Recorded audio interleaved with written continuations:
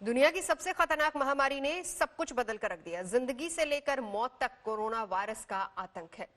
दिल्ली में हालात ऐसे हो गए हैं कि अंतिम संस्कार के लिए 5 से 10 घंटे तक इंतजार करना पड़ रहा है और ना कोई अर्थी उठाने वाला है, ना कोई कंधा देने वाला। बाकी सब झूठ, वो झूठ जो इन चिताओं के साथ साथ जल रही है, वो झूठ जिसकी खेती हुक्मरानों ने की, वो झूठ जिससे इंसानियत शर्मसार है। इन उठती चिताओं की लपटों के साथ आज बहुत कुछ चल रहा है। सरकारों के कस्मे वादे चल रहे हैं, सिस्टम का नकाब चल रहा है। फकीर भी गए, साधु संत भी गए। एक दिन आना तो सबको यहाँ पर है।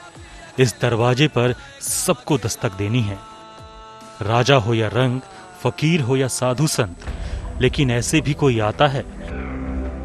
दिल्ली में अंतिम यात्रा की राह लंबी हो गई है, इंतजार बढ़ गया है, आंखों के आंसू सूख गए हैं, लेकिन दर्द बेहिसाब है। कोरोना की मौत से अंतिम संस्कार का वक्त और जगह भी मिलना मुश्किल हो गया है। देश की राजधानी दिल्ली में कोरोना का कहर लगातार गहराता जा रहा है। इस वक्त हम मौजूद हैं दिल्ली के सबसे बड़े निगम बोध घाट में। तस्वीरें आप मेरे पीछे देख सकते हैं कि एक के बाद एक कोरोना के मरीजों की जो बॉडी है उनको यहाँ पर लाया जा रहा है, अंतिम संस्कार किया जा रहा है, उनके साथ उनके परिजन भी हैं। दिल्ली के इस सबसे बड़े निगम बोध घाट में अगर कहा जाए तो 48 ऐसे प्लेटफॉर्म्स बनाए गए हैं जहाँ पर अंतिम संस्कार होगा। दिल्ली की मोनिका के लिए वक्त काटे नहीं कट रहा। कोरोना से पिता की मौत हो गई, अंतिम विदाई देने निगम बोध घाट पहुंची तो जिंदगी की हकीकत से सामना हुआ। पिता के अंतिम संस्कार के लिए 5 घंटे तक इंतजार करना पड़ा। कोई व्यवस्था नहीं है ऐसा शमशान घाट में। लोग बॉडी लेके आ रहे हैं, उन्हें 5 से 8 घंटे तक की वेटिंग मिल रही है सीएनजी में। सर उन पे सुविधा ही नहीं है। पहले की सर 2-2 दिन की तो मोचरी में बॉडीज पड़ी हैं। दिल्ली के निगम बोध घाट में शवदाह के 100 प्लेटफॉर्म हैं, जिनमें से 48 कोरोना मरीजों के लिए रिजर्व है। लेकिन आलम यह है कि हर प्लेटफॉर्म पूरी तरह से भरे हैं। एक के बाद एक एम्बुलेंस में शवों को लाया जा रहा है। पेशे से वकील मोनिका पिछले कई रातों से सोई नहीं।